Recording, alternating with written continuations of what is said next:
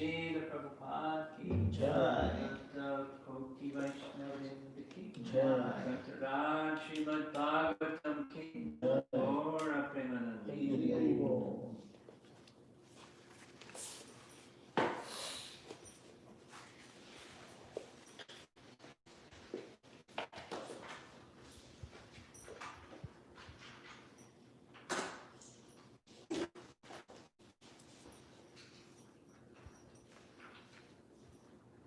There you go, right? Hey! I'm really surprised. It's posted on member post. You guys have that? Huh? WhatsApp. It's WhatsApp. It's posted on member post. Yes, have it? I'm going to depend on those of you that are in the room to ask questions, because the way that it's been working is the online people will send questions later, so that you don't have to ask a question, but it helps just to keep things flowing. Reading from Canto 10, Chapter 8,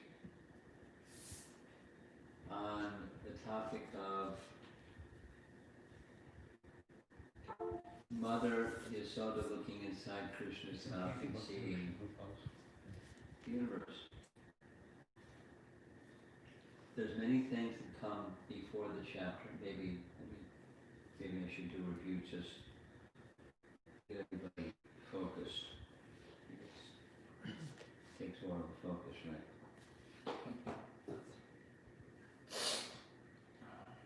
Chapter 8, a big part of chapter 8 is the Namakarana ceremony, and becomes very important later.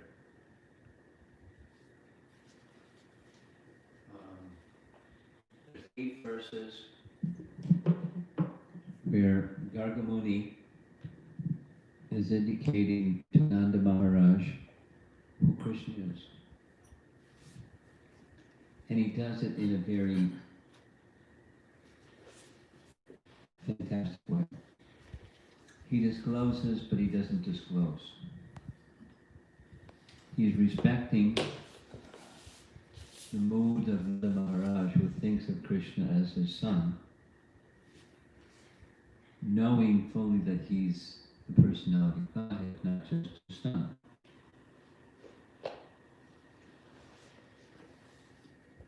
And it turns out that residents of Vrindavan came to know, everybody lived with the idea of This is before Krishna was 45 days old. That's when the Namakarna is supposed to happen. So for the rest of his life, they understood him in the way that Kargamuni described. And then they went back. They went back means this was done in Mathura. So Nand Maharaj went back to Vrindavan and they had a big festival. Celebration with the Brahmanas and this and that. And he's a little baby. And prior to this event, prior to his Namakarana, there were two demons killed, Putana, Shakatasura, the name giving, and then Krishna's childhood pastimes.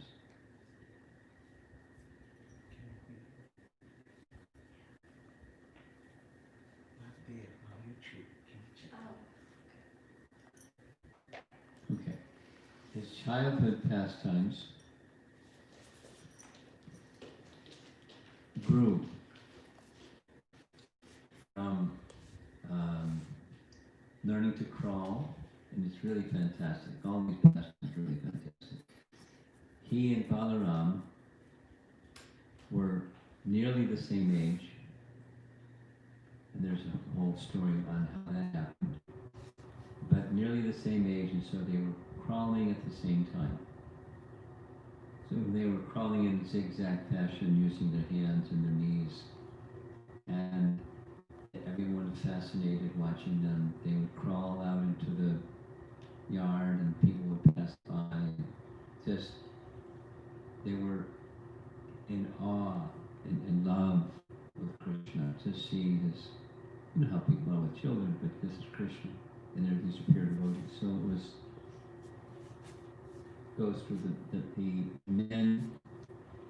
Then Krishna, while still crawling, he learned how to pull on the tails of the calves when they were reclined. The calves would become starved, they'd stand up, and they start to run, and Krishna would hold on to their tail, and they get dragged all through the pasturing ground, and some ladies would laugh, and some would be startled, oh, how is he going to be safe, and some would, it was stirring the emotions, parental affection, vatsalya, of the men and the women.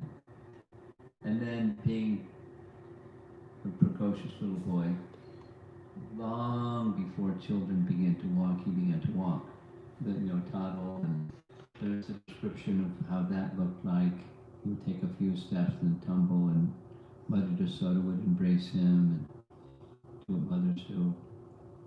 And then he would take a couple more steps, he would turn, and then run towards her.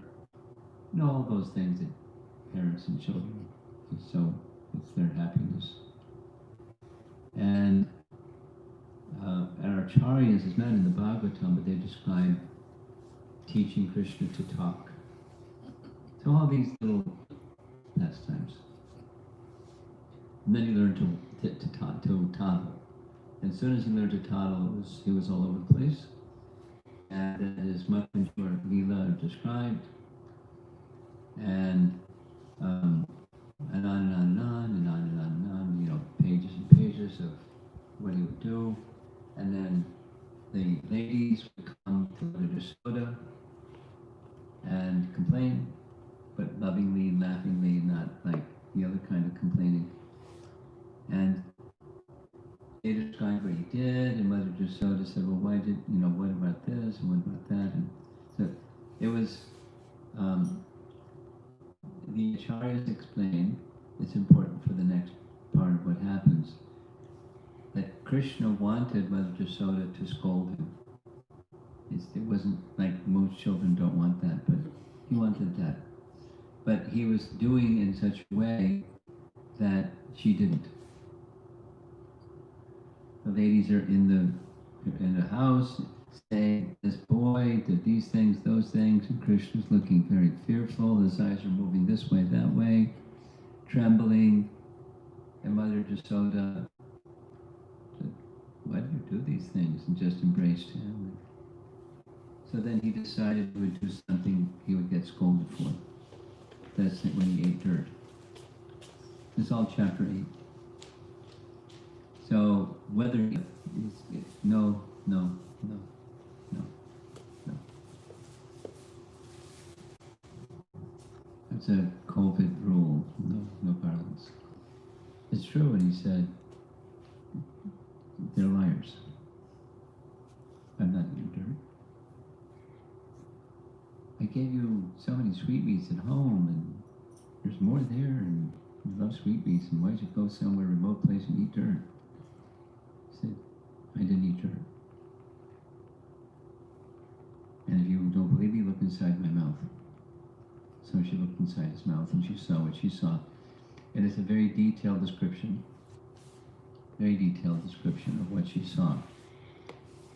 And it resembles, in terms of what she saw, it resembles what Brahma saw in the Brahma Vimohan Lila. It resembles what Brahma saw in Canto 2, Chapter 9. The spiritual world and all of the energies of the Supreme Lord, she saw all of that. The whole, like, aside from the planets and the mountains and the rivers and the trees and species of life, she saw the mind, and she saw intelligence, and she saw, all kinds of subtle things she saw. She had the eyes to see, and then, so she went through different stages after she saw. Who is he? That's one of the first things that happens. First, it was, am I dreaming? No, I'm not dreaming. Is this a arrangement of the demigods to delude me? No, the demigods wouldn't bother with me. I'm an insignificant person. Am I deranged? No, I'm not deranged. Maybe this is one of the powers that Gargamuni said that Narayan has invested in my son. He'll have powers like Narayan. Maybe that's it. And while she was going on like that, she describes his divinity, or she's describing the divinity of the personality of God who has invested powers in him, and the conclusion of that is, please protect my son. Lord Narayan, please protect my son. And then she goes, another verse, like all this elaborate commentary on these verses, she speaks about detachment. I think that he's my son. I think that Nanda Maharaj is my husband. I think I'm the queen of Braja and all these other Brijbasis and their cows and everything. I'm the ruler of them. And, she deprecates herself and gives up. And I just want to take shelter of the personality of Godhead. So, and then in conclusion, she just becomes motherly towards Krishna. And then Shukadeva Goswami speaks, saying there's sequence rather than going to the detail. This part of the Vedas, that part of the Vedas, that part of the Vedas, that part of the Vedas, that part of the Vedas. Take one through more and more and more elevated regard for the Lord. But Mother Jasoda simply saw him as her son. So then, hearing all this is, Shukadeva Goswami is ecstatic, describing the love of Mother Jasoda. So then, Parikshit Maharaj exclaims, wow, what kinds of austerities and sacrifices and purification did Nanda and Jasoda undergo to achieve this good fortune of having such love for Krishna like they have? And the question, our acharyas say, one of the questions behind his question is, can a living entity become Nanda and Jasoda? And the answer is no. But the answer that's given by Shukadeva Goswami sounds like a yes. And he starts to explain about Drona and Dara. So is anyone here not familiar with who Drona and Dara are? Should I explain? Do you know who they are? Little idea? Little idea. So we're going to go through that just now.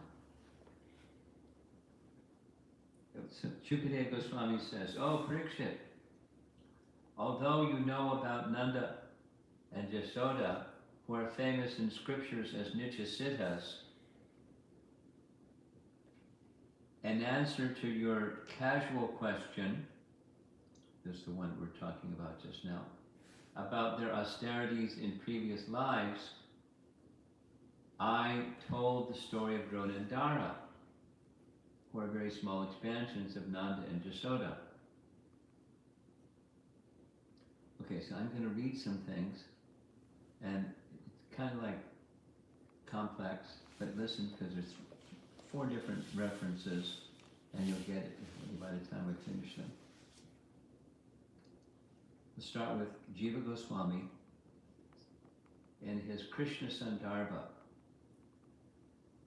You know what Krishna Sandarbha is, right?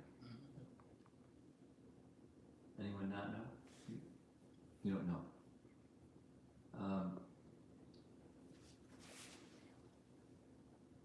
One of the commentaries on Srimad Bhagavatam that Jiva Goswami wrote is called the Sandarbhas. There's 6 of them. And it starts with, the first one is Tattva Sandarbha, and that's the Vedas are the source of all knowledge of truth, and foremost of all the Srimad Bhagavatam. And then the next 3 out of 6 are Paramatma Sandarbha, Bhagavad Sandarbha, and Krishna Sandarbha.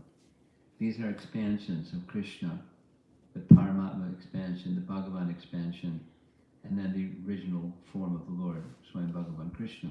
That's what Krishna Sandarbha is. It's all about Krishna.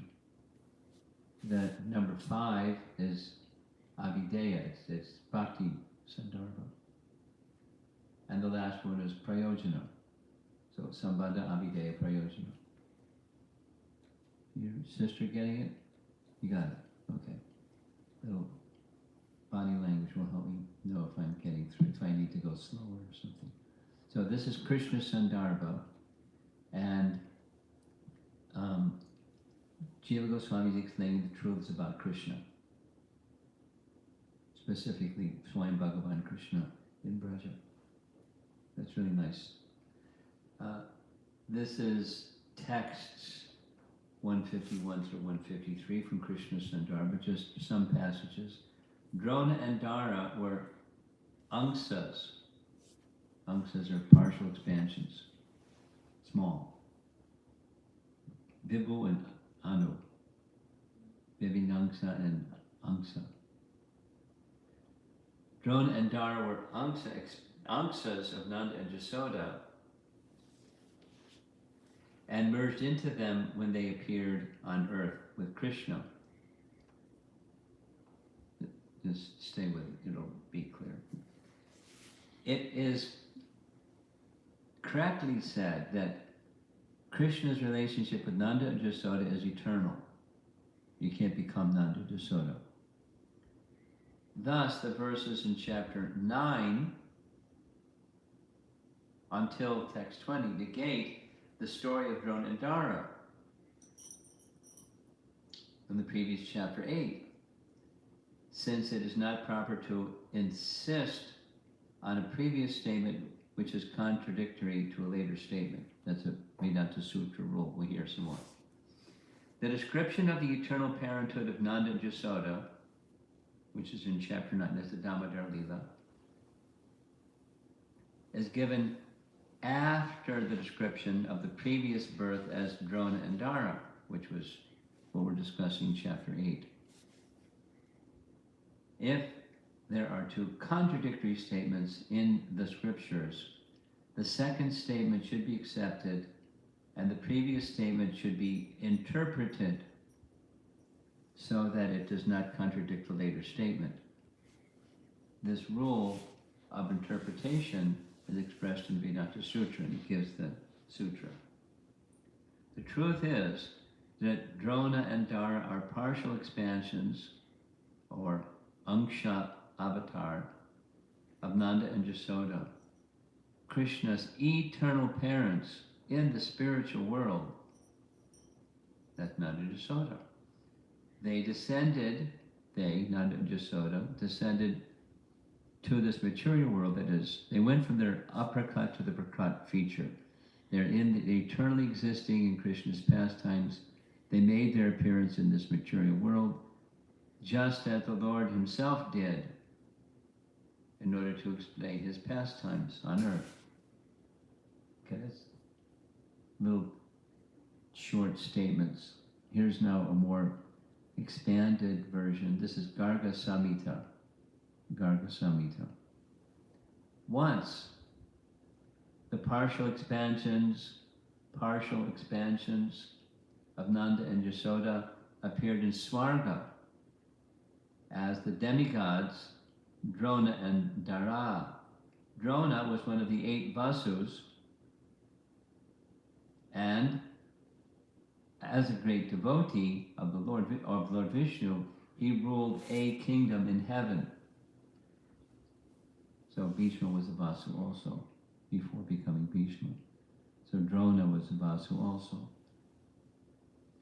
Because they, this couple, were childless, Drona and Dara went to Mount Mandara and implored Lord Brahma to give them the Supreme Lord as their son. Pretty big request. Lord Brahma smiled and assured them that their desire would be fulfilled. When the time came for Krishna's Prakat Lila on earth, Drona and Dara appeared in Gokula in accordance with their previous desire. However, Krishna's eternal parents, Nanda Maharaj and Mother Yashoda, who were the original counterholes of Drona and Dara, that is, Drona and Dara were expansions, partial. So that's the counterhole of Drona and Dara, had also appeared in Prakat Braja, as they always do upon Krishna's descent. Thus, Drona entered the body of Nanda Maharaj, and Dara entered the body of Yashoda Devi. In this way, when Krishna was finally born, Drona and Dara were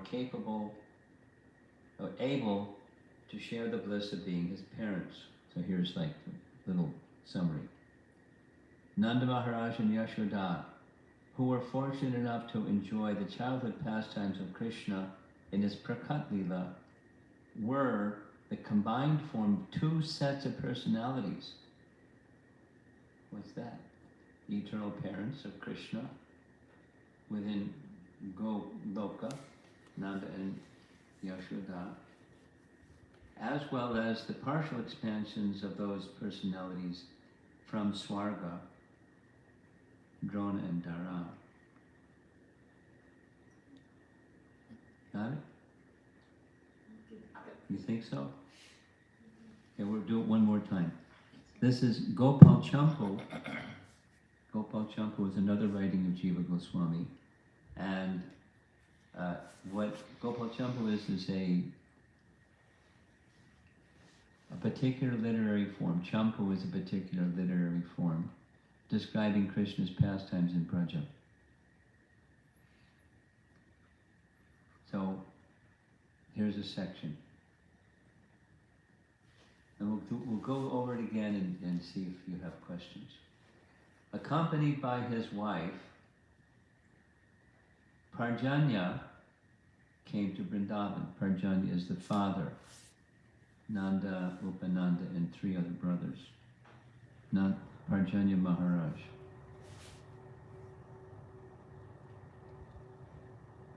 Then, standing in Nanda's assembly, as Bhishma stood in the assembly of wonderful fighters, Upananda affirmed that his own name meant, quote, the follower of Nanda, Upananda. Accepting Upananda's words, Nanda accepted everyone there as his eternal subjects. This was giving the throne to one of his sons. The eldest son was Upananda. Upananda said, it's Nanda. And Nanda accepted. He ruled over them and protected them. Nanda's actions were wonderful. Nanda was always respectful to his father. In his country, religion was never in distress.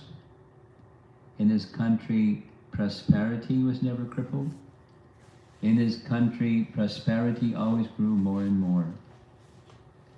Everyone in Braja lived at the height of prosperity.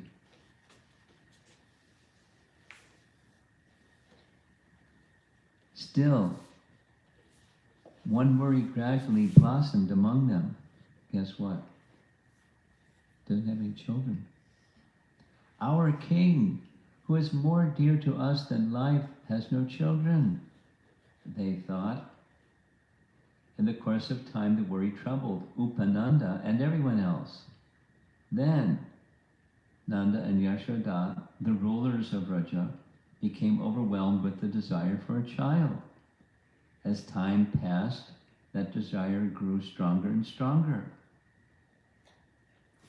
So this is, in Gopal Champu, there's a narrator and a person hearing their narration. And it's two brothers, and one is named Madhukanta, he's the elder, and the younger brother is Snigdhakanta, so that's the back and forth. So Madhukanta said, Snigdhakanta said, why did Nanda's friends and kinsmen not perform a yajna to give Nanda children? Why were intelligent Nanda and Yashoda so upset that they had no children? They were already king and queen of Vraja. Why did they yearn for children? Why did that desire become stronger and stronger as time passed? Madhukanta's answer: many yajnas were performed, but it brought no result. Snigdhakanta, why? Why was there no result? Madhukanta said, in private, glorious Nanda and Yashoda spoke about this. Nanda said, my dear wife, why do my grief-stricken relatives perform yajnas and other ceremonies so I may have children? My heart yearns to have a glorious son. Why is that desire not fulfilled? My heart cannot say. If merciful Lord Narayana, who is attained by the followers of the Vedas, is kind to me, I will then certainly have a glorious child. Perhaps my desire is like a parijata flower which fools imagine to float in the sky. Then without speaking, Snigdhakanta thought to himself, Krishna is more sweet and charming than Lord Narayan himself. It is not wrong to say like this. The truth is confirmed in Srimad Bhagavatam. Quotes the Bhagavatam verse 3:2-12. This is Uddhava speaking about Krishna. Quote, the Lord appeared in the mortal world by his internal potency, Yogamaya. He came in his eternal form, which is just suitable for his pastimes.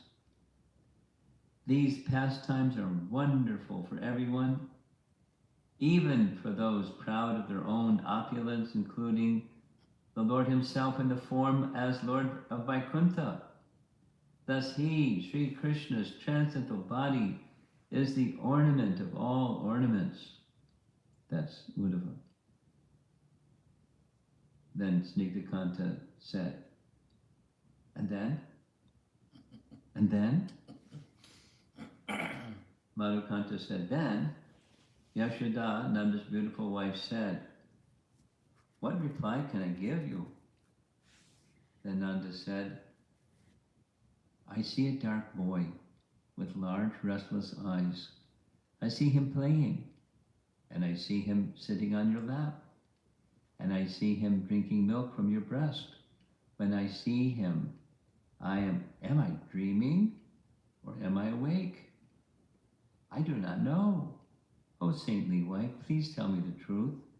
Do you also see him in your heart?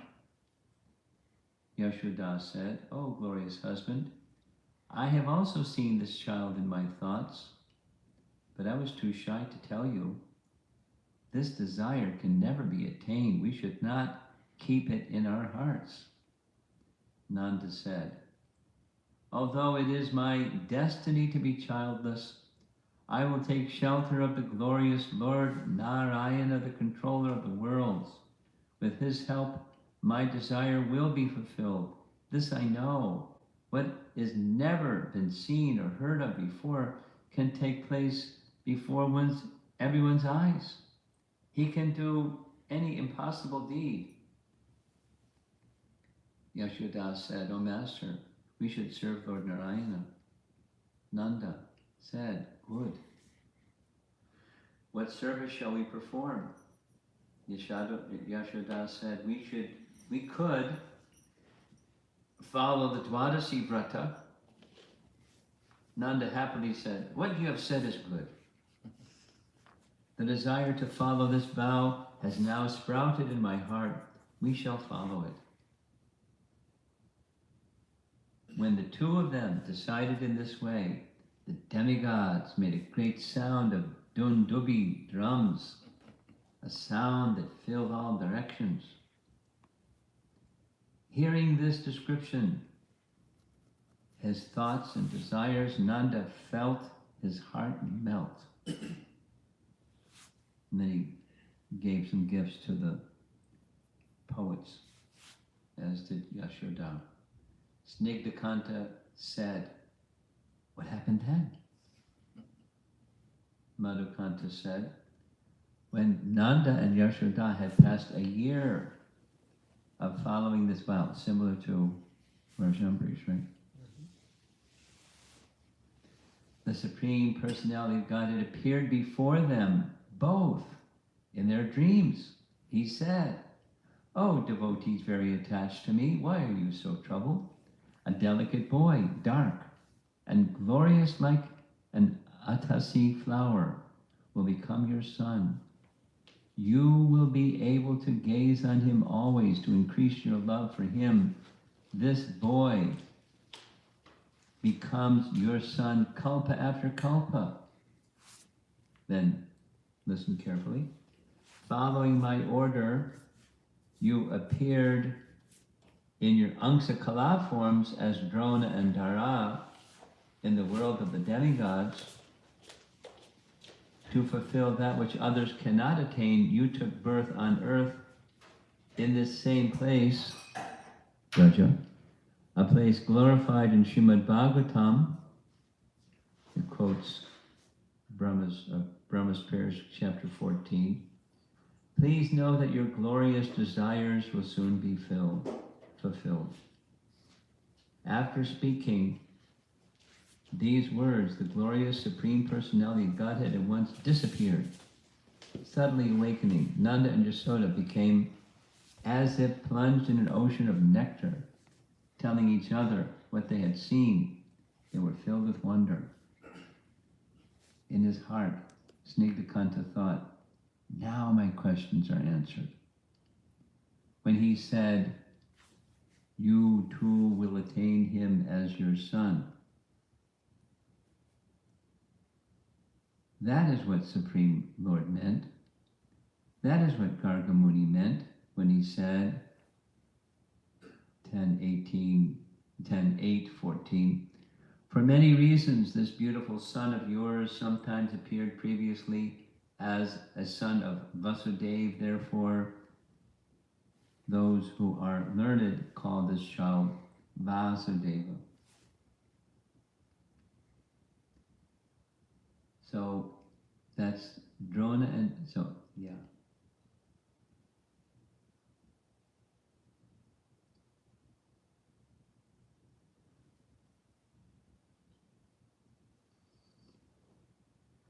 In this whole narration, Lord Narayana instructed Nanda and Jashoda to make partial expansions of themselves to be situated in the heavenly realm. That's who Drona and Dara are. And not like every cycle of yugas when Krishna appears in Vrindavan, but at least this one that's being spoken of here, Drona and Dara were given the privilege, their partial expansions, to enter into the body of Nanda and Jashoda and take part in Krishna's pastimes as mother and father. Then there's another important detail that we've been reading about, where our acharyas point to the Padma Purana. It's a little, you have to listen to the detail carefully. After Krishna killed Shishupal, what happened? Shishupal merged into Krishna. Yeah, and then after Shishupal's gone, then what?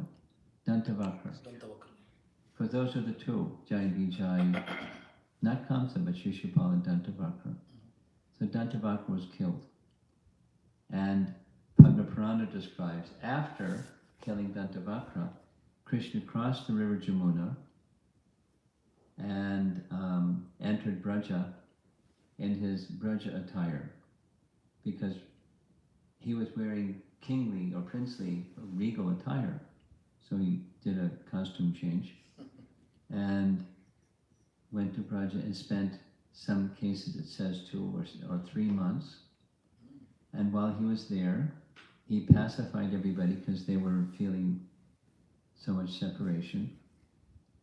And then what he didn't want was that they would undergo the same separation, because he had to go back to Dwarka.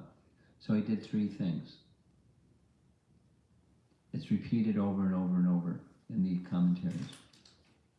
The Prakat Lila went into an uppercut mode. The pastimes are over. The Prakat pastimes in Vrindavan. Second, he arranged for a Vimana to come and take all the residents of Braja in their Prakat form to Goloka. And Krishna went with them. And a third thing he did was, in another expansion of himself, he went back to Dwarka to wind up with the Dwarka pastimes. So the 3 things, he entered with them into Aprakat Lila. The Prakat forms went to the spiritual realm in Goloka. And he returned to Dwarka to wind up his pastimes. So when that took place, the partial expansions, because in Laghu Bhagavatamrita, yes, no, maybe. Yes? Laghu Bhagavatamrita, I'll explain. It's a book written by Rupa Goswami, and the whole book, it's like, the BBT has published it with commentaries that thick, and it's all about avatars of the personality of Godhead. So in that Laghu Bhagavatamrita by Rupa Goswami, it explains that in Canto 10, Chapter 1,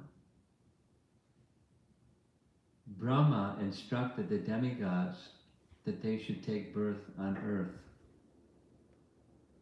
Partial expansions of them took birth on earth to assist Krishna's pastimes.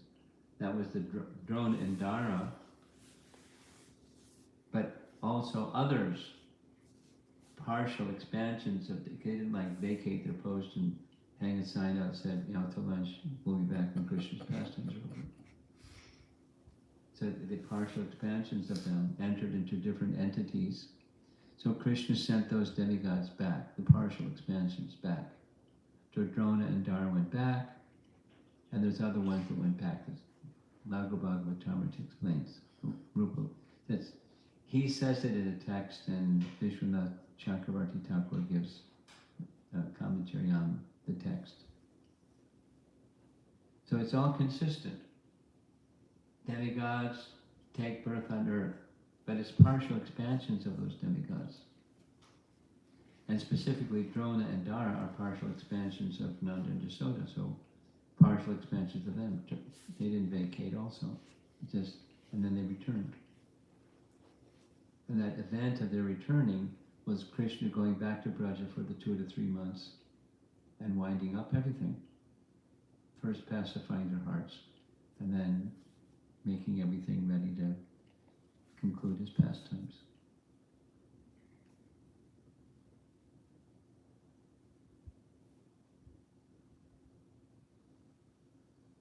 So back to the flow. This is text 46. Maharaj Parikshit goes, wow. Nanda Jasoda, they're a superlative. So how'd they become Nanda Jasoda? So Shukadeva Goswami tells this description is coming up during this visit. We'll hear more about Drona and Dara. And that's concludes chapter 20, chapter 8. The beginning of chapter 9, it's a Damodar Leela. And Maharaj Parikshit goes, wait a minute. Nanda Jasoda, they're Nityasiddhas. They're eternally Krishna's mother and father. But although he asked the question, can someone become? Now it's like, so this chapter 8 and chapter 9 are the glories of Jasoda. It's with the glories of Krishna, but Krishna's loving attraction due to the love of Mother Jasoda, and the super excellent love of Mother Jasoda. And there's details and details and details about the other ladies, the other elder gopis in Braja. They also fed Krishna their breast milk for 1 year when Krishna assumed the form of their child, their son. But that Mother Jasoda was all the time, including that 1 year. She's special, and again, the comparing Mother Jasoda to Devaki, and you can't compare anybody to Mother Jasoda. Love of Mother Jasoda is superlative. So she's being honored in chapters 8 and chapter 9 in that way. So the Damodar Leela is how much love Mother Jasoda has, and the details and details and details.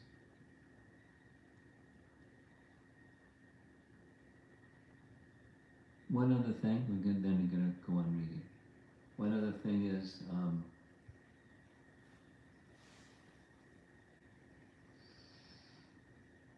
those of you that like to read Prabhupada's books, you know that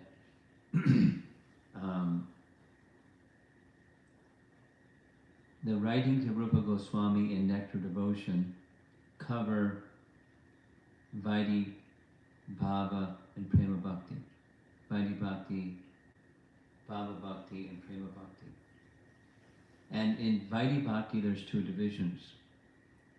Vaidhi Sadhana Bhakti and Raganuga Sadhana Bhakti.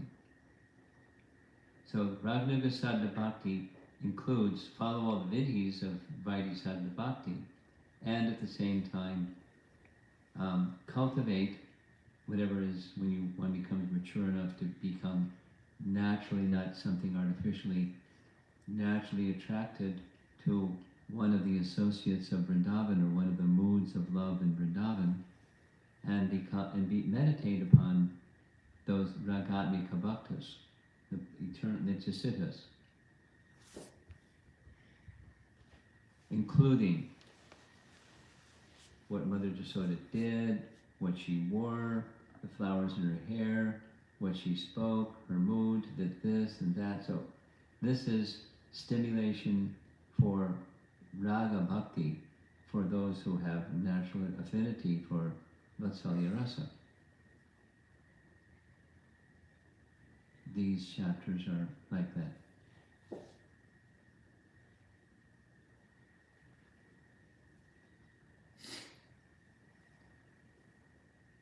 So here's now commentary covering this verse. So it's the question of Maharaj Parikshit in this verse is what kinds of austerities and means of purification did they undergo to come to this position? And commentary is now from chapter 5. Reference to this verse comes in chapter 5, the first two verses of chapter 5, canto 10. Shukadeva Goswami said, when Krishna appeared as his son, Nanda Maharaj, fully devoted, was overwhelmed by jubilation. After bathing and purifying himself and dressing properly, he invited brahmanas who knew how to recite Vedic mantras. After having these qualified brahmanas recite auspicious Vedic hymns, he arranged to have the Vedic birth ceremony celebrated for his newborn child, according to the rules and regulations. And he also arranged for worship of the devatas and forefathers. Unquote. This verse illustrates how Nanda's name really means, quote, he who gives joy to the universe. In case you're wondering what Nanda's name means.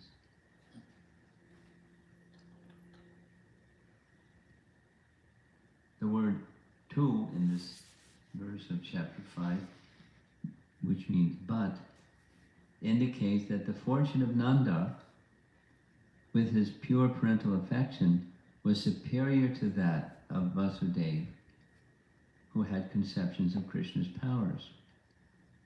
In other words, this was elaborately discussed about Jasoda.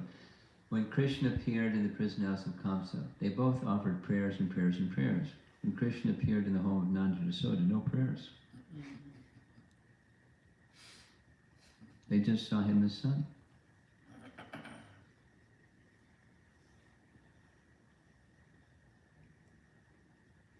This description continues until verse 19. Parikshit also praises Nanda in two verses. Here's one of them. O learned Brahmana, Mother Yashoda's breast milk was sucked by the Supreme Lord. What past auspicious activities did she and Nanda Maharaj perform to achieve such perfection in ecstatic love? That's 46. That's our verse for this evening.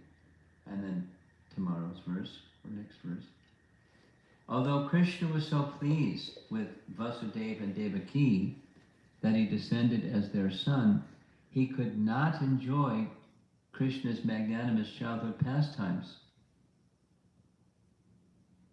which are so great that simply by chanting about them, one vanquishes the contamination of the material world. Nanda Maharaj and Yashoda, however, enjoyed these pastimes fully, and therefore their position is always better than that of Vasudeva and Devaki. That's Parikshit speaking to Shukadeva. The word Atmaja with Utpane can only mean born as his son. The words must be connected sensibly. It was said, quoting Canto 10, Chapter 2, this is in their prayers, Vasudeva and Devaki's prayers. Thus the Supreme Lord, who is the super soul of all living entities, and who vanquishes all the fears of the devotees, entered the mind of Vasudeva in full opulence. And then, thereafter accompanied by plenary expansions, the fully opulent Supreme Lord, who is all auspicious for the entire universe, was transferred from the mind of Vasudeva to the mind of Devaki. Devaki became beautiful by carrying Krishna joy to all beings, appearing as their own sun, just as the east becomes beautiful by carrying the rising moon. Commentary says,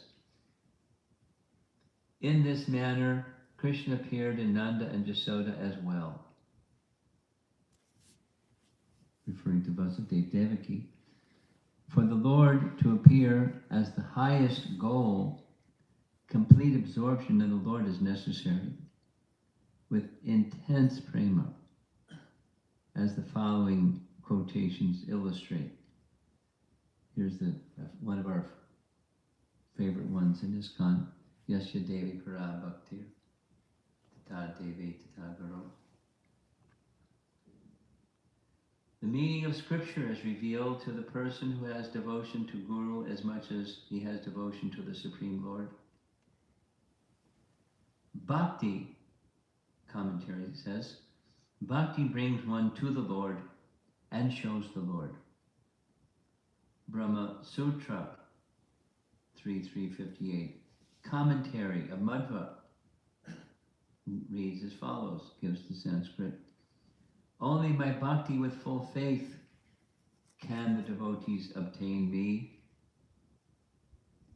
This is shown in Narada's previous life and the histories of Dhruva and Prahlad. According to the logic of Tat Kratu Nyaya,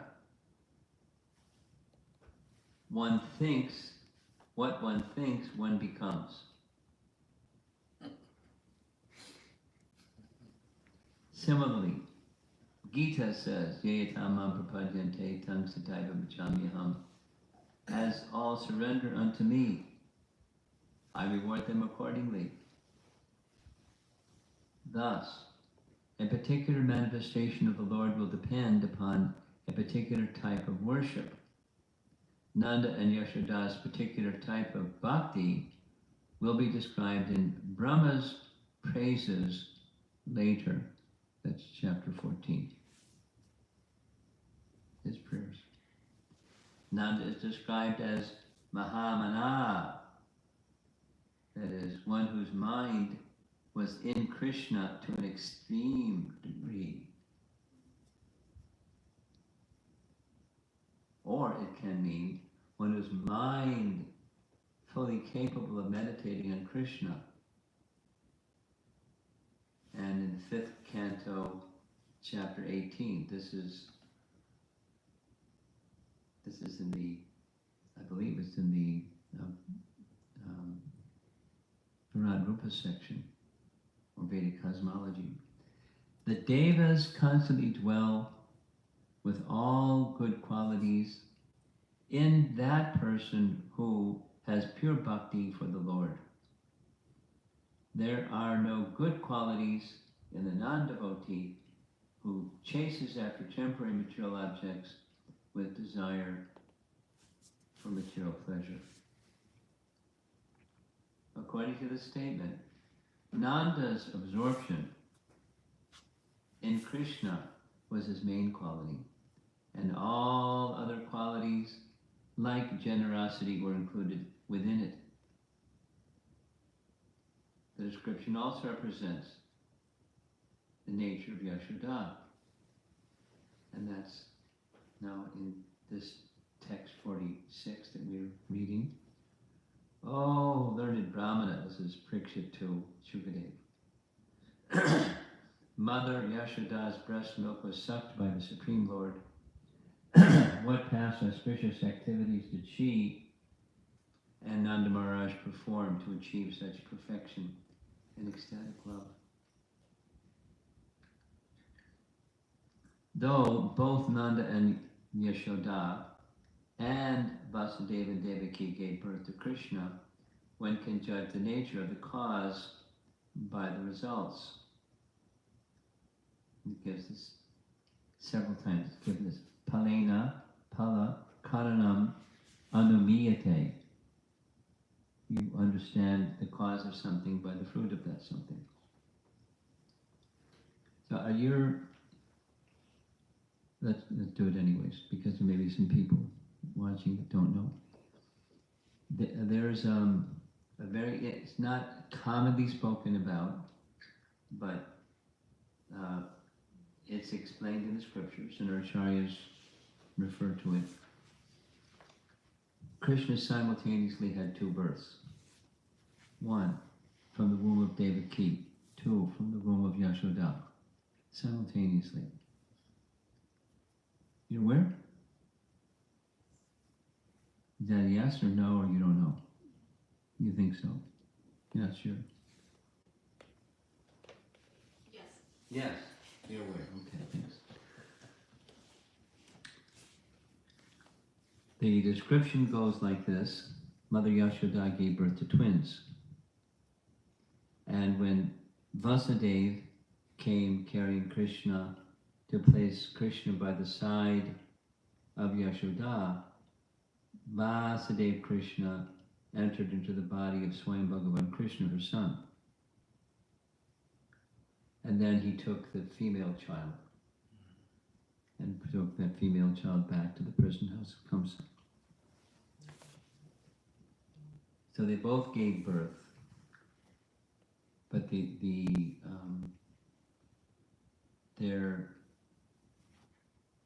nature of the cause, the kind of affection they had, was different. The love of Braja, the love of Nanda and Yashoda is not the same. Although they considered themselves the best of friends. They're more than friends. They were, we'll go into it. Shurasena was Vasudeva's father, right? Shurasena? Shurasena had other children. One of those children was Kunti. Partha, but given to Kunti Bhoja as a daughter, then she became Kunti. So, Shurasena, Vasudeva, Kunti, and Vasudeva had a brother, Deva Bhaga. Deva Bhaga was Vasudeva's brother, who had a son named Uddhava. So Uddhava was first cousin, just like Arjuna was first cousin.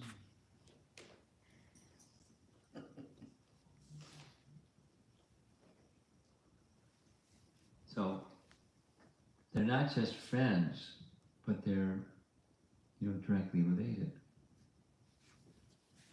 Step brothers, I guess you could say. Same father, sure. So the wife determined.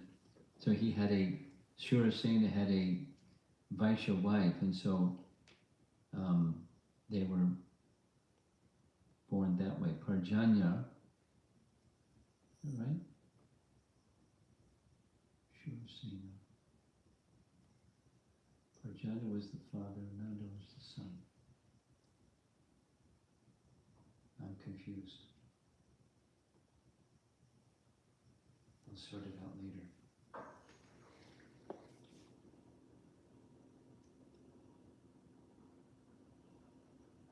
Anyway, best of friends.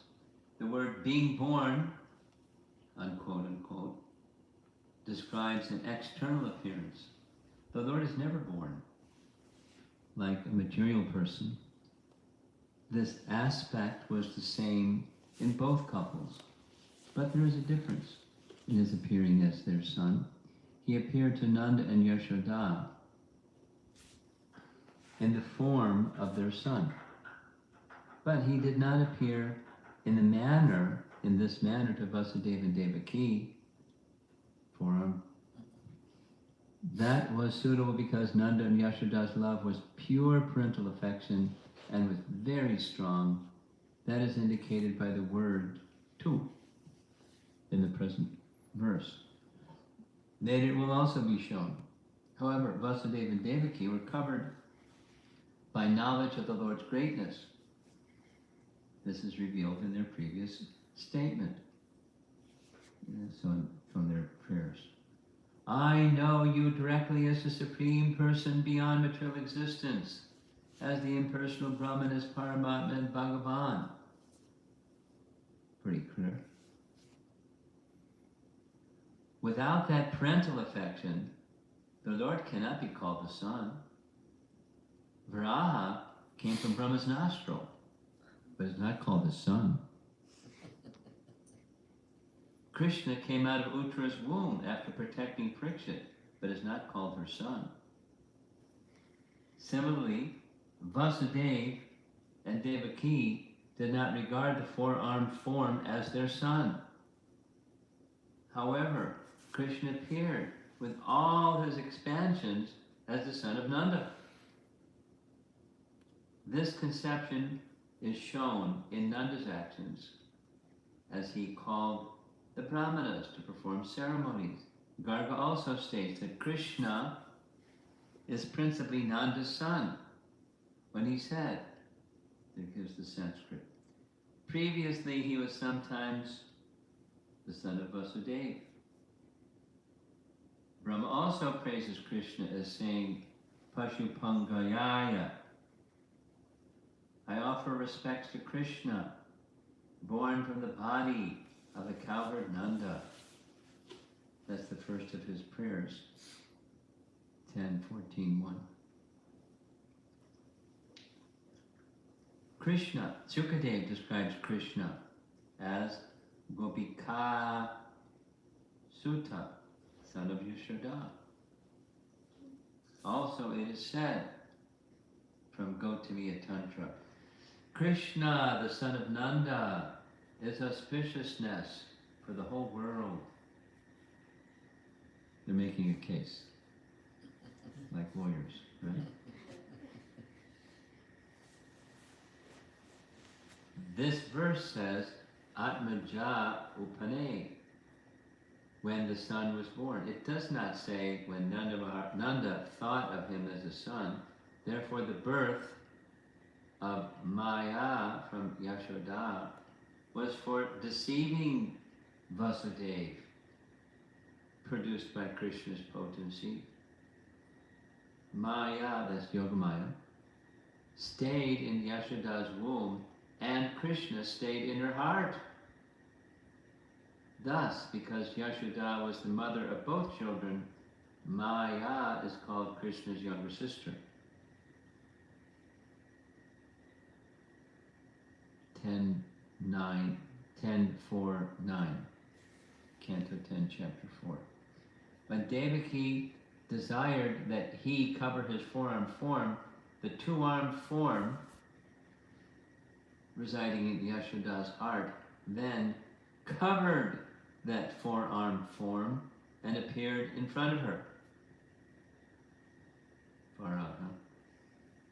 Though Garga said, quote, Garga Rishi said, previously he was the son of Vasudeva. He resolves the issue by then saying, your son has been born with many forms and many names previously. That's chapter 8. Parentheses. He was the son of Vasudeva in previous yugas.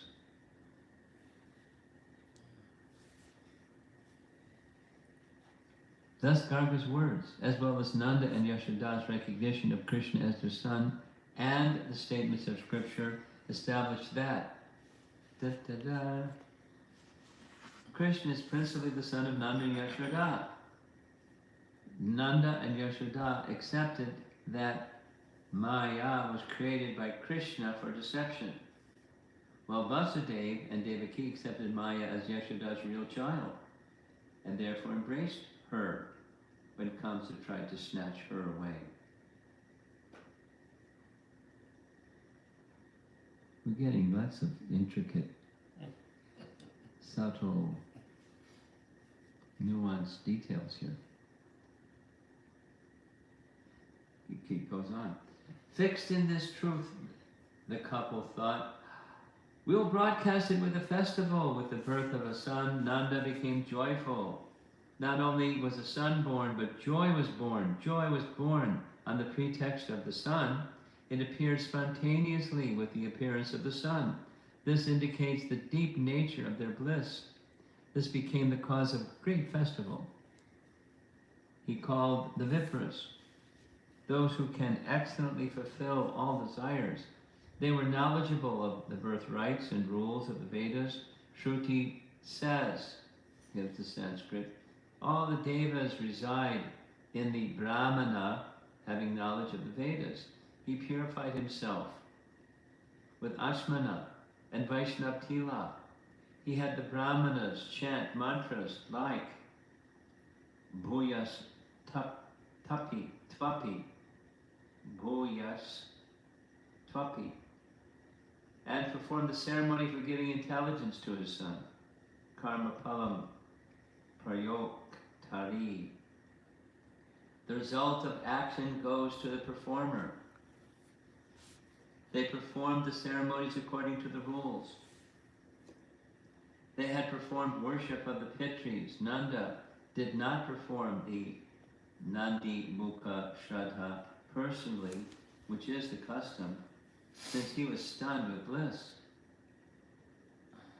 They had to perform those rites because he was repeatedly stunned. Okay, that's it.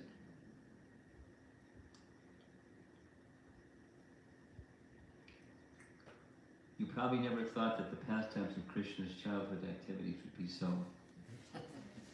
Technical. involved.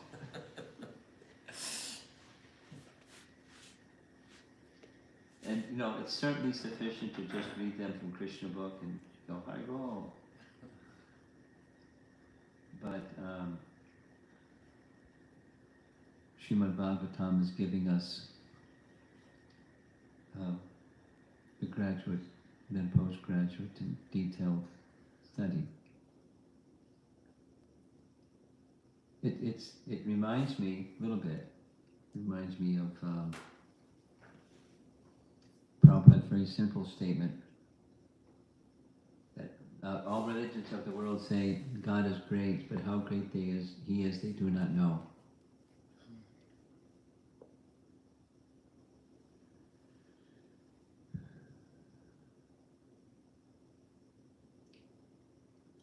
And God being the source of everything, that's a truth.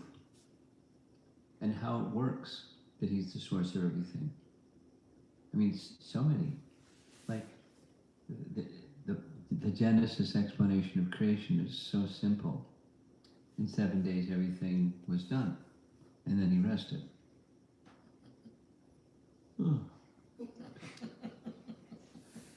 And then, you know, the Bhagavatam explanation is so detailed and detailed and detailed and detailed and detailed. And it's all resting on His energy, and then He maintains it, and then He withdraws it. It stays for some time, then He does it again. And how time works, and how the different elements, so it's so involved. It's a profound science. And then that's just the mature creation, and then so this one verse where it says, but Mother Jasoda just saw him as son. So he who, this is Shukadeva Goswami speaking in his exaltation and spontaneous glorification of Yashoda. The Supreme Lord is understood in different ways through different Vedic sources. This and this and this and this and this. The mother Yashoda just saw him as her son. So the this and this and this, even seeing him as her son, how is he compared to others, and how did he take his birth, and what did Vasudeva do, and what was he thinking? It's so elaborate. What the Bhagavatam is doing by this is it's drawing us, if we're listening attentively, it's drawing us to a real appreciation of the super exalted nature of Braja Prem.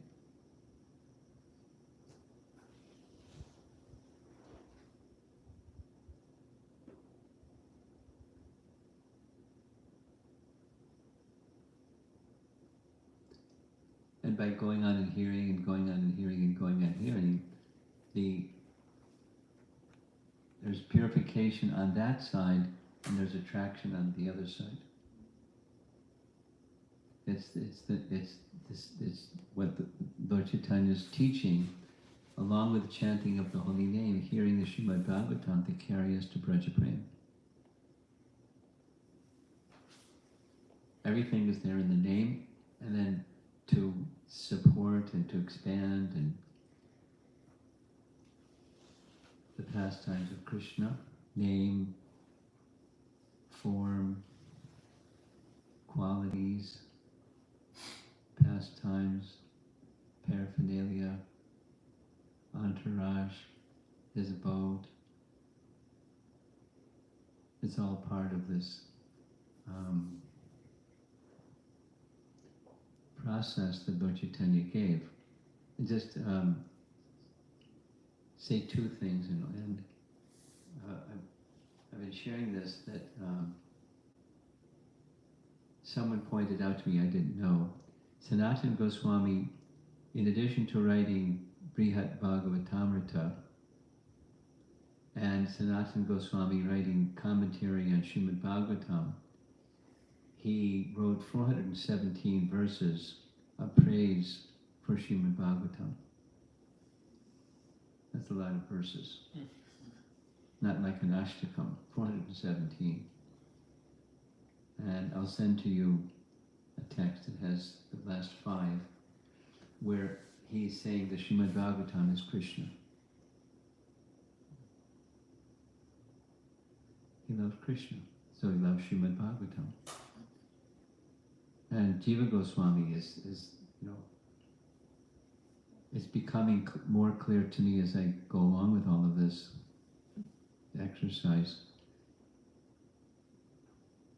I'm accustomed to saying he wrote 3 commentaries, but actually it's 4 on Srimad Bhagavatam. One was the verse by verse one, like Prabhupada did, commentary, Krama Sandarbha. And another was specifically just on the 10th canto.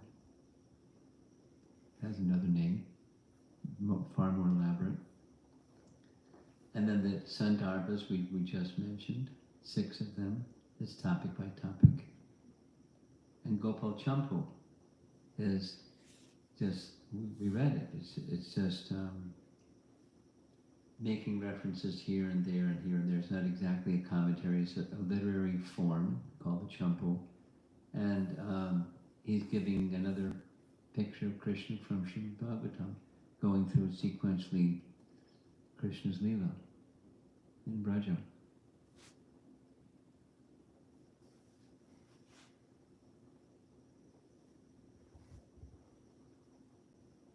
Our acharyas really love Srimad Bhagavatam.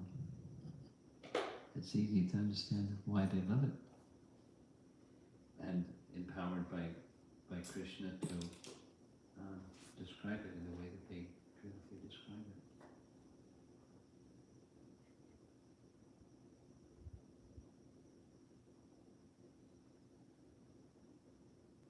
What it would have been like to reside in Vrindavan when the 6 Goswamis are residing in Vrindavan.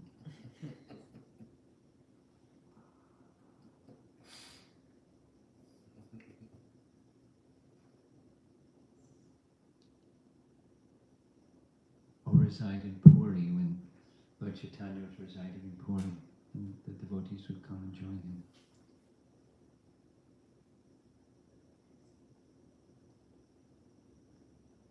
Okay, so let's see if there's any discussion. So as I said, let's see if there's something from the room, then we'll give. Do you have online questions? Do you have a way to read the texts that people send? Yeah, right? Yeah. Nothing yet. Nothing yet, but you'll have a way to read it when it comes. Okay. Guru Maharaj, one appreciation on this, last statement you made, how it would have been if we were during Goswami's time. So sometimes I think and say like what maybe in 100, 200 years, people might think how it would have been great if you're doing Srila Prabhupada's time. Mm. So I think we are all, at least for our generation, we are in the first, although we didn't meet Srila Prabhupada, we were able to associate with direct disciples of Srila Prabhupada.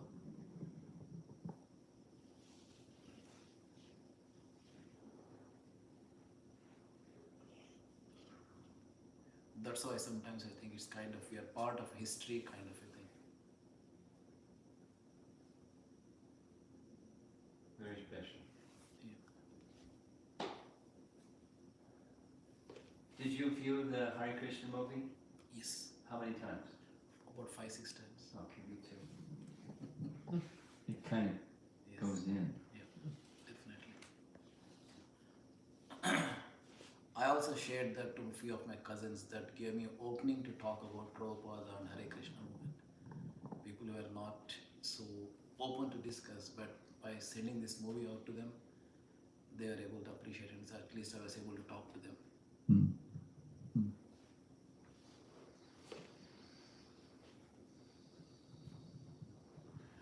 Maharaj, it would be the same thing for Ramachandra, Lord Ramachandra's parents, Dasaratha and Kaushalya also. Yes. Yes. They're also eternal associates of Krishna.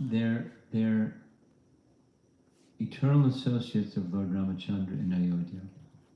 Like Nanda and Jasoda, eternal associates of Krishna in Krishna Loka. That answer your question? Yes.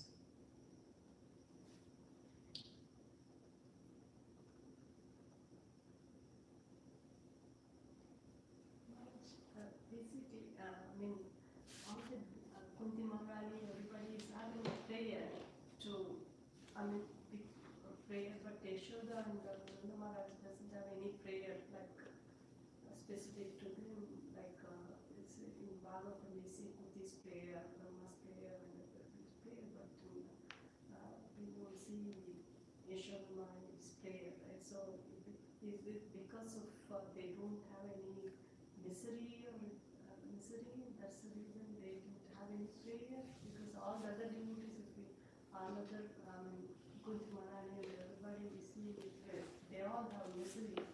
They ask for misery and then to see the Lord, but Why? I don't know.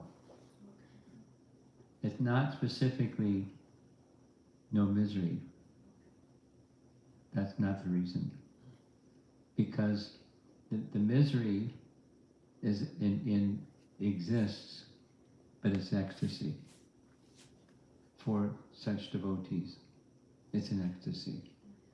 But it looks like misery. Now,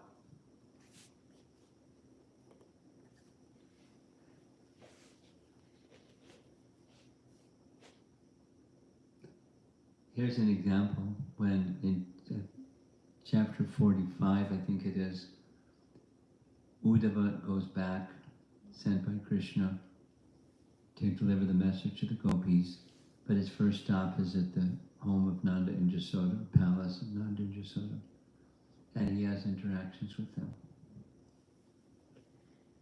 So they're not offering prayers, but their mood is expressed.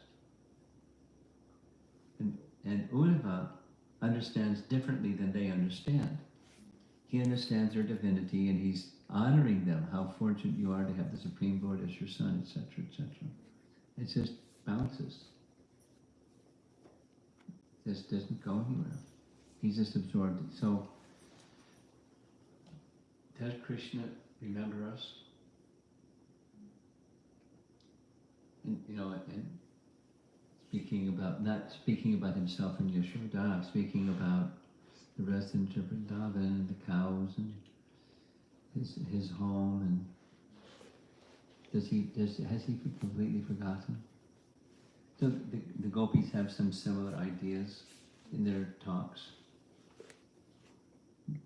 Radharani talked to the bumblebee, speaks like that. So it's not exactly prayers, it's more in a spontaneous mood of expressing their affection for Krishna than for prayers to him.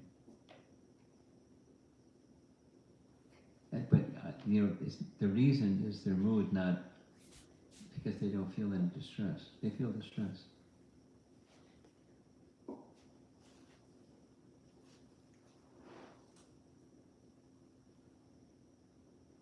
Okay.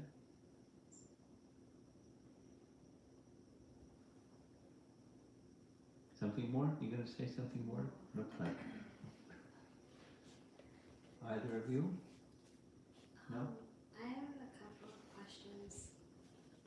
Some of them are clarification and one of them is application. Some of them are? Clarification questions. Okay. And one of them is application. What the application question has to do with reading Srimad Bhagavatam and like developing a taste for reading. Because what I find is that I like reading books when I'm with devotees who are also reading at the same time. But developing that taste like internally and nurturing that so that I don't have to depend on other people or other devotees reading, I can just do it myself. How does that happen, or how can that naturally come about?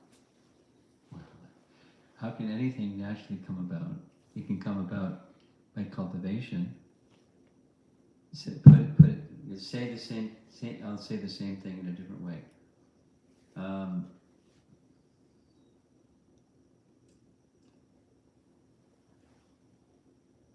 Attraction for Krishna is natural. Supposing we don't have attraction for Krishna, how do we have it come about naturally? By practice, because it's already there. So now, what about me? Because I find this instead of that. So what do? Practice. And maybe something simply on down here I don't have attraction, but I know it's I have faith in Guru's instruction, and I have faith in Krishna, so I do because I have faith. It's mode of goodness. Mode of goodness says I do because it's duty, or I do because it's good for me, I do because it will purify me. That's the mode of goodness. Purpose or incentive or intention, sankalpa, keeps me going because I know it's good for me. And once it's like when children are small, the parents have to get on their case to clean the room. And once you've gotten used to clean your room, you don't like to have your room other than clean because it's just like you don't want it any other way. Because you become habit with things that need to be cleaned, mode of goodness, etc. So it's natural. It's actually more natural. It's actually a greater happiness than the dependent one. But there's also happiness. There's happiness in both. Happiness in reading alone, happiness in reading together. And when you're reading alone, you discover things, then you share what you've read with somebody after you've. That's what I do. That's what I do. So that so many hours are spent reading alone. But it's because it's not just because it's good for me, mode of goodness. The mystery of Krishna is very attractive. When I ask kids,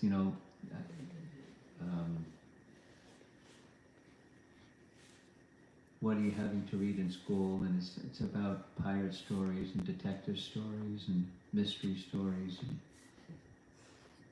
novels. But teachers like kids to read, so because it helps them build their vocabulary and so on.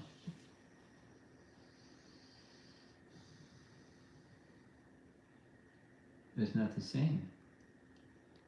There's a mystery in understanding all these things. I spent the whole 2 hours from the previous place to here, just going through some of these details.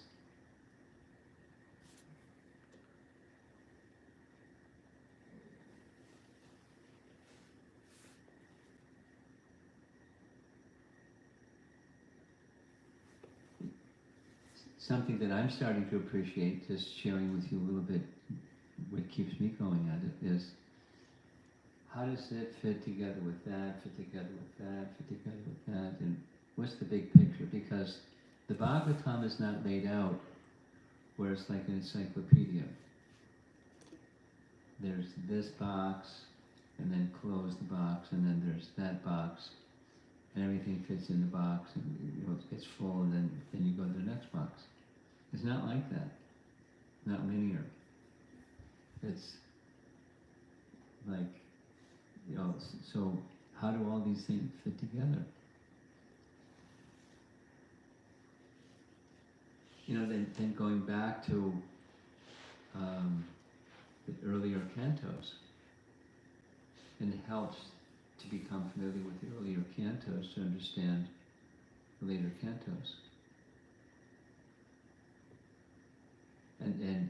So it's a relationship.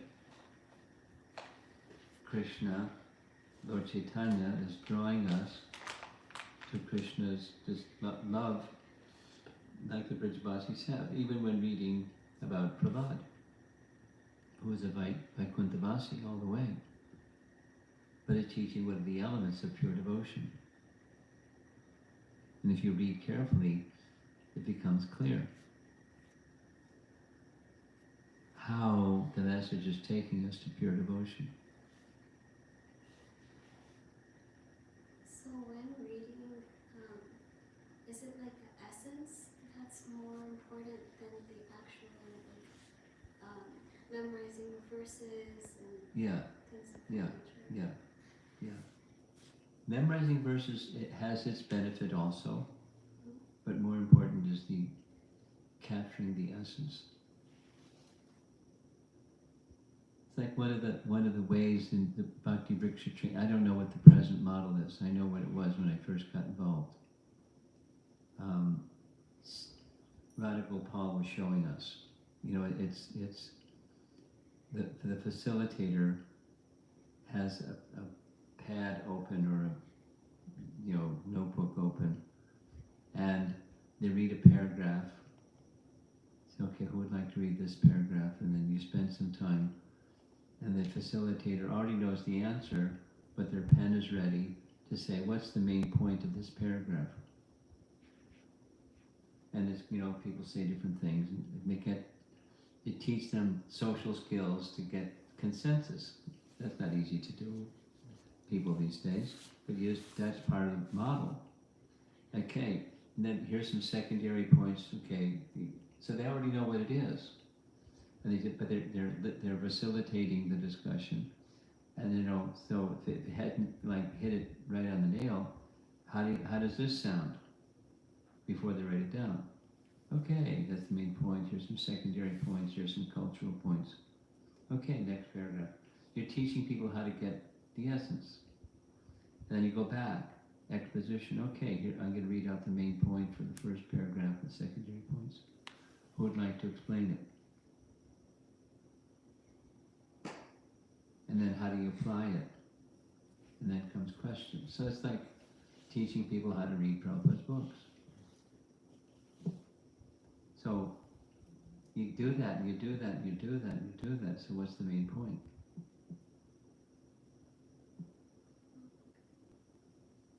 And one of the ways that will help you is explain it. It's a teaching principle. When you take notes in class,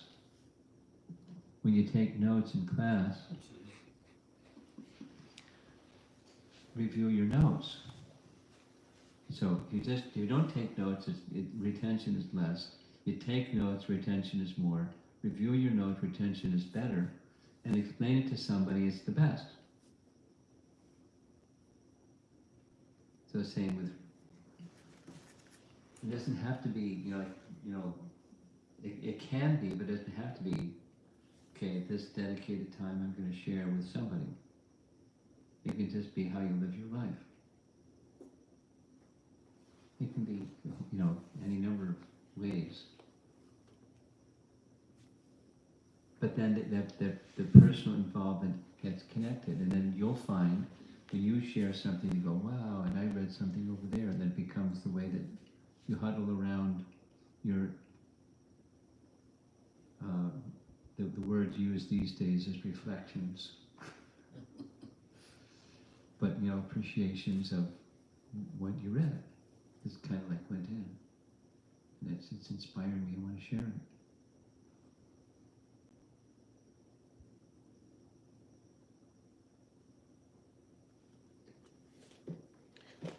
We have a question from online. One? One question. Oh, okay. It's from Archana Vaidya. Okay. She asks, were Drona and Dara demigods? Yes, they were Vasus.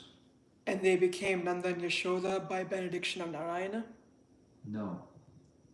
They were ordered by Brahma to have an expansion of themselves enter into Nanda and Yashoda, or take birth. But the taking birth was entering into the bodies of Nanda and Yashoda, so they could have the Supreme Lord as their son.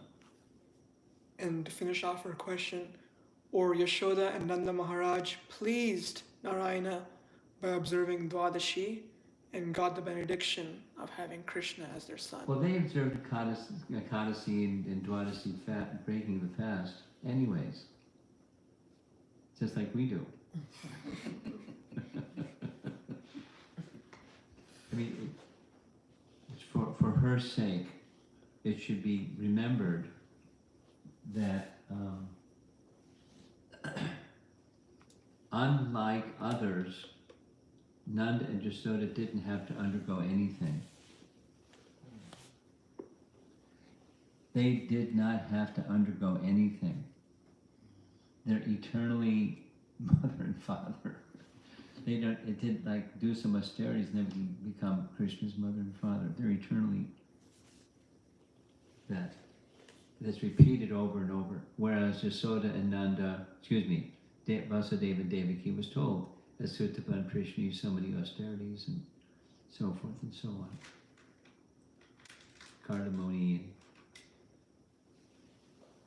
so to achieve the personality Godhead as their son, they didn't have to do anything. But they were thinking, oh, there's no son, so we need to worship Lord Narayan. And so what were the best? Well, there's a nice, okay, that's really nice.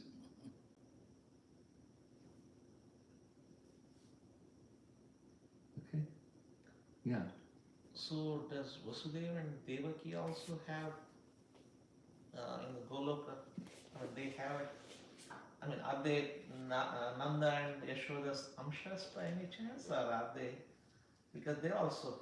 Well, I no.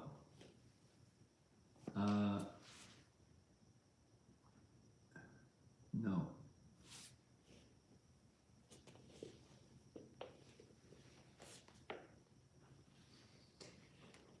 I just read it on the point. So Laghu Bhagavatamrita speaks, as I said, I'll just do it again. Canto 10, Chapter 1, Krishna is going to appear. So Brahma turns to the demigods and says, take birth on earth first. So their partial expansions come. And Rupa Goswami makes reference to that and says, and therefore under the order of Brahma, some of the demigods' partial expansions came. And he mentions the name of who in the heavenly realm, one of the personalities.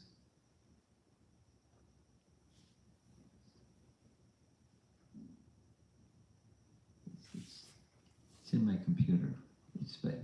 They also, a partial expansion of them entered into Vasudeva. And then it specifically says into the cows and into the entities that are Krishna's eternal associates to assist Krishna.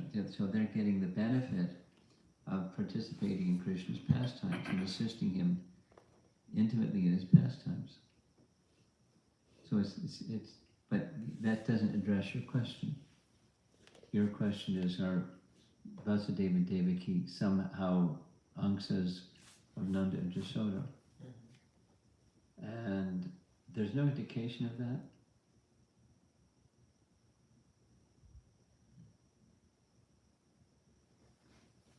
So does Vasudeva and Devaki has any position in the spiritual world? Just like, I mean, all associates, we say that they are such and In order such. to answer a question like this, there has to be reference from our Acharya, because otherwise it's, Right. speculation, so we don't do that. I don't recall any indication that they have a position in the spiritual world.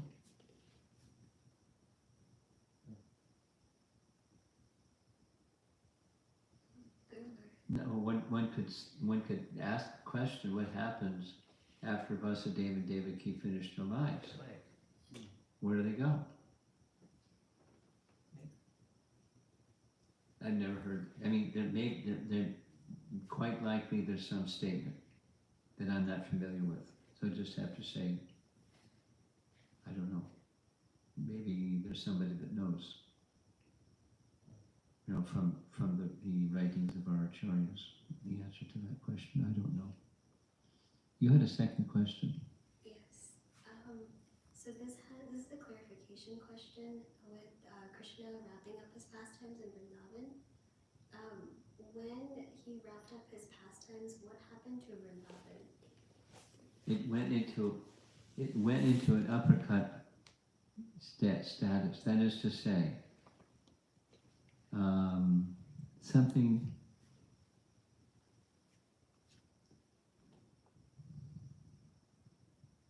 The place is still there, but people would not see Krishna's pastimes there. The Dham is there. The personalities that were involved in Krishna's pastimes were not there. Like, what happened when Lord Chaitanya's pastimes were concluded in Navadvip. His associates were there. Some of them literally left, and some of them, of course, in the course of time, they expired, or they left this world, and then it's still the Dham. But the pastimes aren't being displayed in the Dham. And then over a period of time,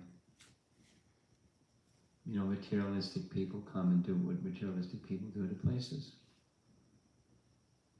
And there's still some devotion. But like when Lord Chaitanya went to Vrindavan, the places of Krishna's pastimes are unknown. Right. And the Goswamis had to reestablish where they are, and so forth. So is Vrindavan, like, when we talk about it in scripture and when we talk about it as devotees, when we experience, or we are like striving to experience Vrindavan, is it more like the association of devotees? Is it more figurative? Is more figurative? Yeah. What do you mean? Like, is Vrindavan, okay, No, it's not figurative, it's spiritual. yes. Like, is it more like of a feeling? Feeling? I'm sorry, It's a spiritual.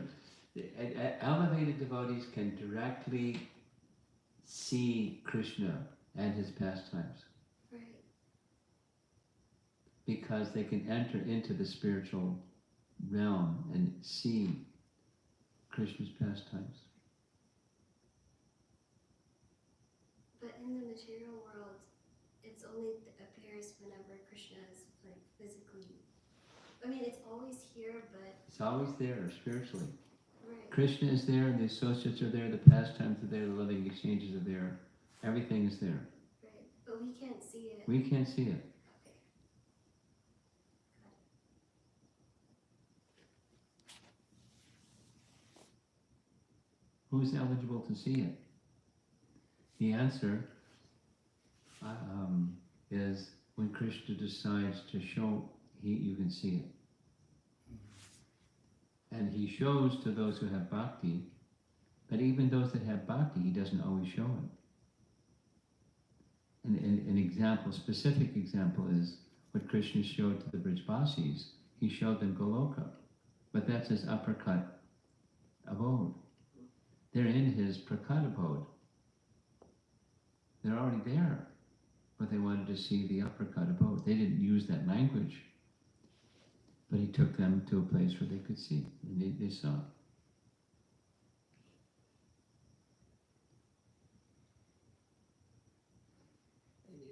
Here's two examples from the Goswami's times.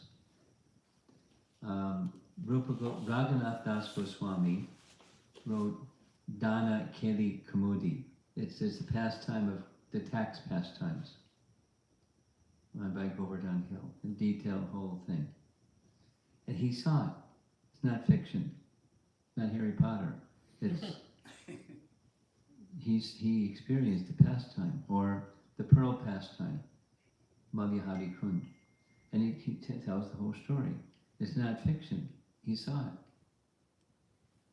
Or here's another. There wasn't a book written about it, but Janava, around near contemporary also, at that place where she would sit, Janava Bhatta, and do her chanting. One day she came back and saw what she explained what she saw. A bridge over Radhakund. And Radha and Krishna with gopis laughing and playing together on a bridge that no one can see, but she saw. It wasn't creative, hallucination. So there are qualified persons who can see and literally enter into the pastimes with Krishna.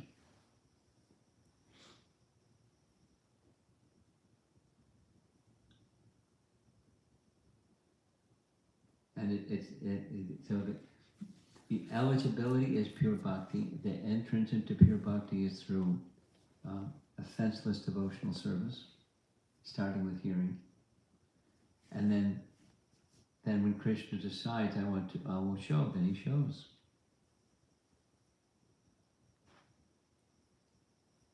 How do we understand when devotees say that, they've seen these pastimes, not like from our scriptures, but are, like, I guess, our contemporaries, in a sense, when they say that they have experienced it, or when different devotees, like...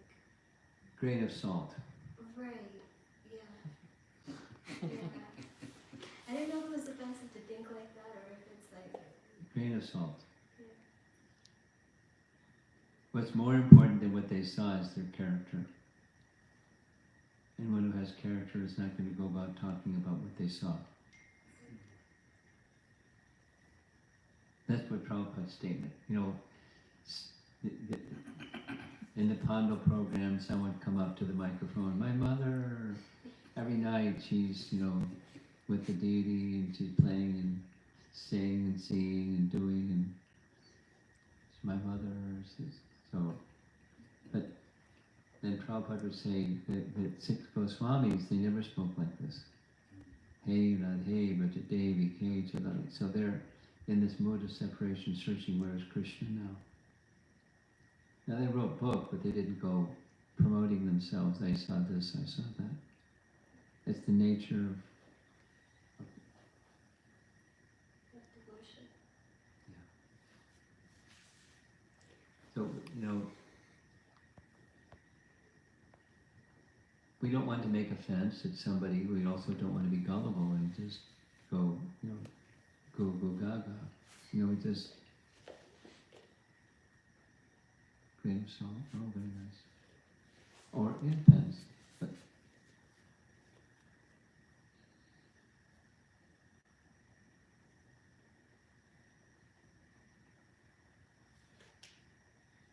we're done. Srila Prabhupada ki Jai. Jai.